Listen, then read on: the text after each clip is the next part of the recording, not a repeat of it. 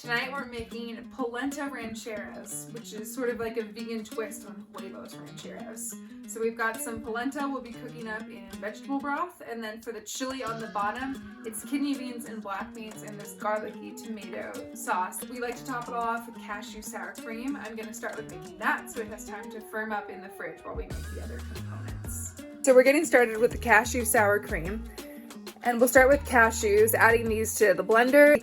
A cup, perhaps a cup and a half of cashews raw. I'm adding about a quarter of an onion. I usually use red onion, but this time I used yellow. And maybe 1 to 2 tablespoons of red wine vinegar. I've tried other vinegars. This definitely works the best. The last thing I'm going to add is a little bit of salt. I don't know what this is, maybe half teaspoon or so. And then just a splash of water, probably a tablespoon for blending. This probably takes about a minute. Just keep blending until it's smooth. And I know a lot of my recipes feature this like high-powered blender. So if you're working with a blender that's not quite as powerful, if you soak the cashews for about 4 hours before you blend them and then drain that water away, it's gonna blend a lot easier, and you can probably do that in most any blender. We've got the cashew sour cream firming up in the fridge, and now we're gonna get started on the polenta. So I'm bringing 5 cups of water to a boil. This is supposed to be vegetable broth, what we like to use, better than bouillon paste for vegetable broth. So I'm gonna put a spoonful in there.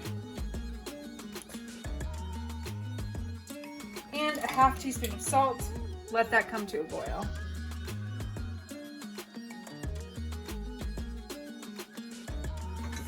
So now the broth is boiling.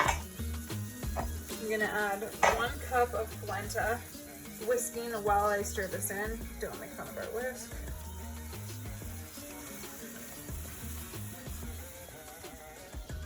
And keep stirring and pouring it in consistently. Get all of that added in. Oh, it's hot when there's no handle. And 1 tablespoon of olive oil.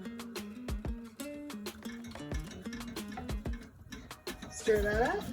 I'm going to lower the heat to simmer and let that go for 12 minutes, stirring often.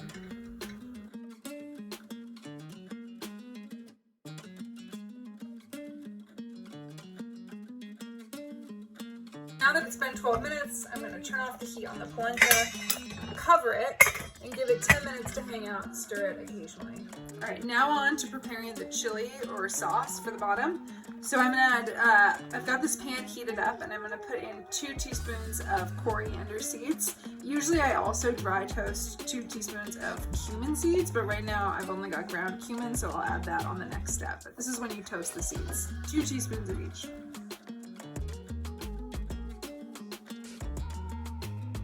Just get about 2 minutes tossing them around.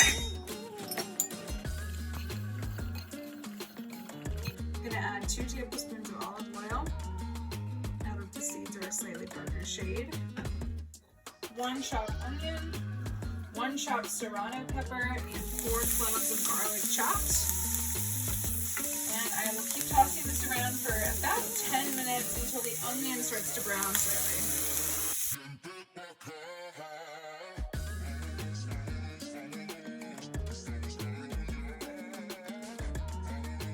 Been 10 minutes on this guy, so now I'm adding a 15-ounce can of tomato sauce, although my store only had these little 8-ounce cans, so 2 of these, equaling 15-16 ounces. Half teaspoon of salt, and a teaspoon of maple syrup, or agave nectar.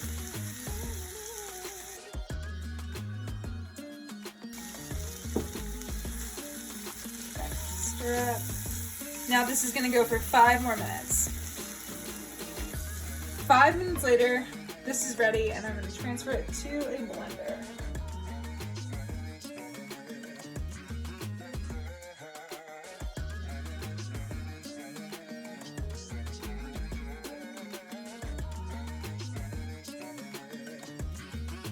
Alright, this is all going back on the heat just a little while longer, so I'm pouring all this sauce back in. Just adding 2 cans of beans. I'm gonna add 1 can of kidney beans and 1 can of black beans to this sauce.